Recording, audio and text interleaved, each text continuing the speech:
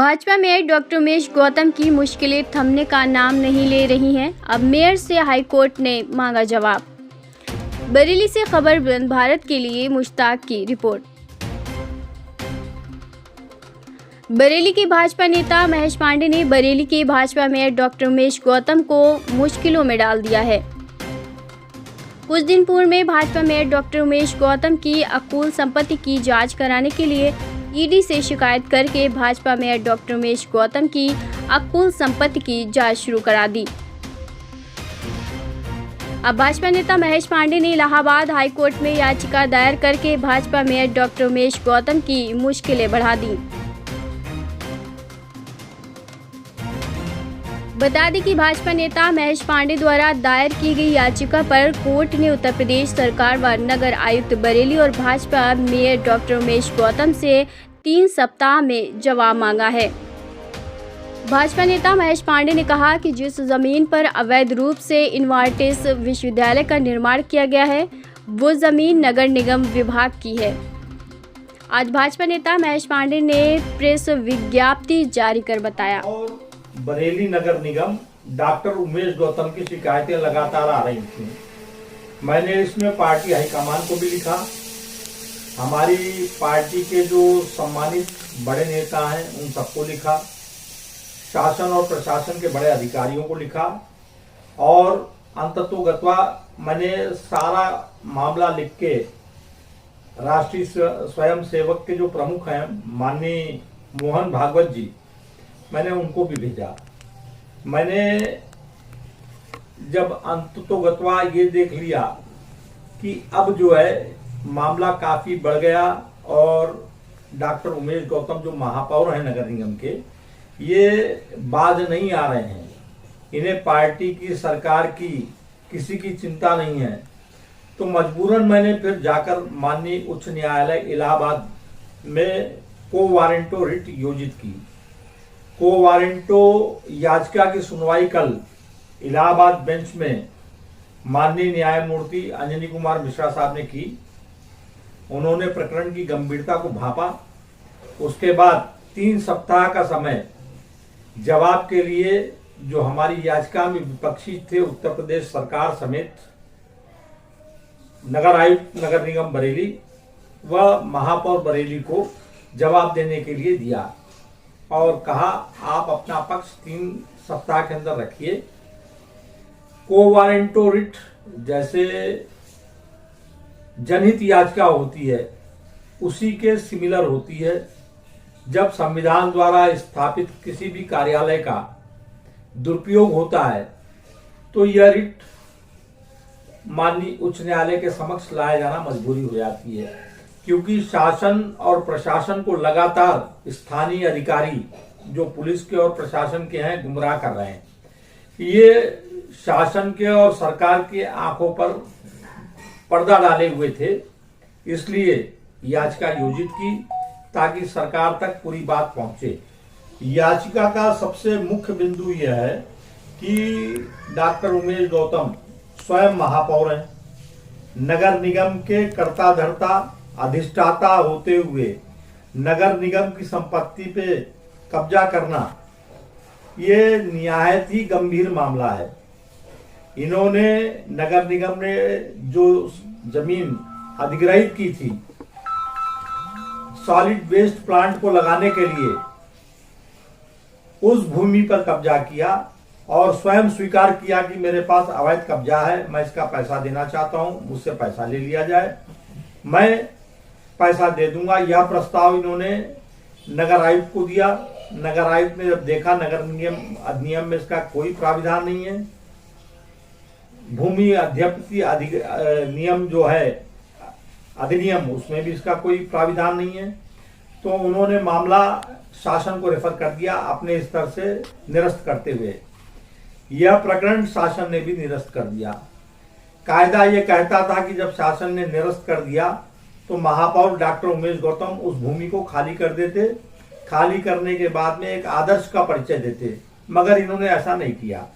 ये अपने हठधर्मिता पे आमादा रहे, अपने पद एवं अधिकारों का दुरुपयोग करते रहे और शासन को और प्रशासन को गुमराह करते रहे। इसमें कुछ अधिकारी शामिल हैं समय आने पर वह सामने आ जाएगा कि कौन कौन अधिकारी हैं। मौजूदा नगर आयुक्त नगर निगम ने तो इतना बड़ा अपराध किया है, संजीव कुमार मौर्य ने।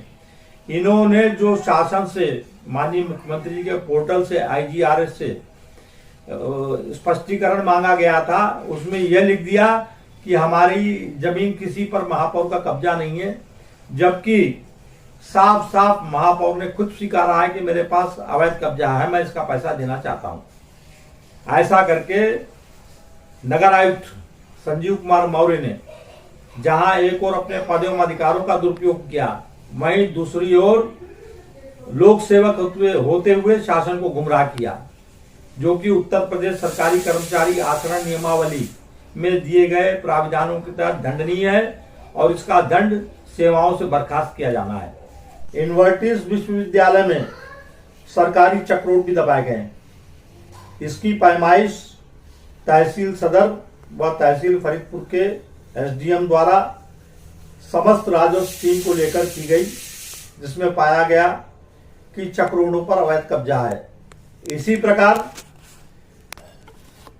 इन्वर्टिस विश्वविद्यालय परिसर में अनुसूचित जाति और अनुसूचित जनजाति के लोगों की भी जमीन दबाई गई है और अवैधानिक तरीके से खरीदी गई है। उन पर दबाव बनाकर कि हमारे कब्जे में है, बैनामा नहीं करोगे, और औने पौने में उनसे बैनामा कराया गया। अनुसूचित जाति जनजाति की जमीन को खरीदने के लिए नियम यह है कि जिलाधिकारी से उसकी परमिशन ली जाएगी। इन्होंने अपनी हठधर्मिता के चलते जिलाधिकारी से परमिशन भी नहीं ली। यह भी जघन्य अपराध की श्रेणी में आता है। इसी क्रम में इन्होंने जो नगर निगम के तत्कालीन महापौर राजकुमार अग्रवाल जी ने मिशन मार्केट को बसाया था सिविल लाइंस क्षेत्र में, उस मार्केट को लेकर इन्होंने फर्जी प्रस्ताव दिनांक 20 फरवरी 2024 की कार्यकारिणी की बैठक में नगर निगम अधिनियम की धारा 91(2) के तहत लगवाया और ये कहा कि मिशन मार्केट सिविल लाइन के दुकानदार मुकदमा हार गए हैं, जबकि वास्तविकता ये थी कि नगर निगम मुकदमा हारा था। सिविल जज के न्यायालय से मार्केट के व्यापारियों को स्टे मिला था। नगर निगम उस स्टे के खिलाफ अपील में सेशंस कोर्ट गया। सेशंस कोर्ट ने इनकी अपील खारिज कर दी।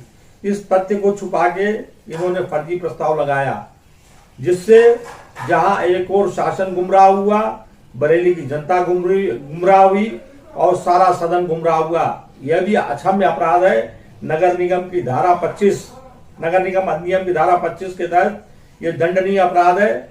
उस बैठक में जो लोग मौजूद थे उन सबको नियम अनुसार बर्खास्त किया जाना है। इन्होंने स्वयं के किए हुए पाप को तत्कालीन नगर आयुक्त निधि गुप्ता के ऊपर भी चढ़ा दिया।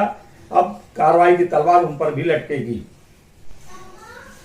नगर निगम अधिनियम की धज्जियां उड़ाई गई महापौर द्वारा, जबकि ये स्वयं अधिष्ठाता है। और जो अन्य नियम है, Uttar Pradesh rent control act, विशेष भूमि अध्यक्ष अधिनियम, इनके प्राविधानों का खुला उल्लंघन किया गया। जो व्यक्ति संवैधानिक पद पर बैठा हुआ है और कानून से बंधा हुआ है, उस व्यक्ति को इस तरह का कोई कार्य नहीं करना चाहिए।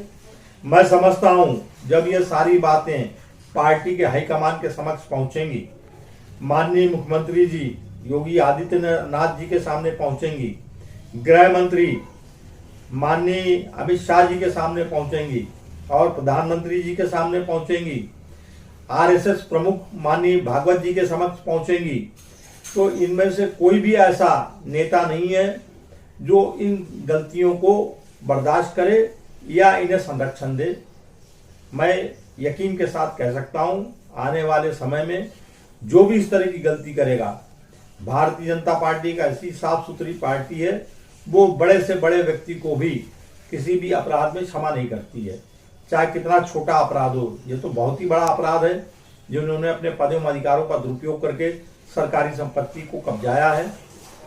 क्या संदेश जाएगा सरकार का? एक तरफ सरकार भूमाफियाओं को चिन्हित करवाकर भूमाफियाओं के खिलाफ कार्रवाई करवा रही है, दूसरी ओर उन्हीं के पार्टी के महापौर सरकारी संपत्तियों पे कब्जा कर रहे हैं, हरियाणा की जमीनों पे कब्जा कर रहे हैं।